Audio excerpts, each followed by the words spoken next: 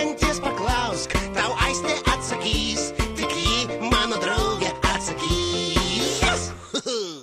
Labai džiaugiamės jaunųjų Lietuvos piliečių mums atsistais laiškais.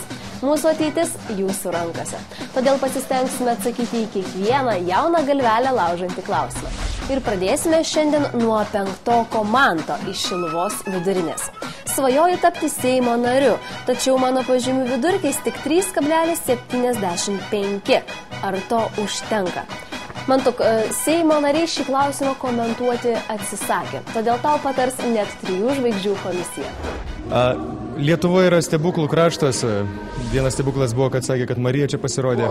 Ir aš manau, kad jam yra šansų pakankamai daug. Reikia tik tai tiesiog, aš kaip suprantu, kad Lietuvoje reikia turėti pinigų ir visi diplomai atplaukia patys.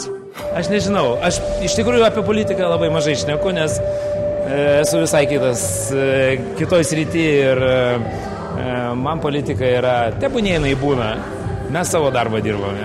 Jam patarimas neiki pramogų verslą, kad vėliau netaptum Seimo nariu. Mantuk, reikia tik labai norėti, pasistengti ir tikėti. O tada jau kuo mažesnis tas vidurkis, tuo geriau būsi užgrūdintas.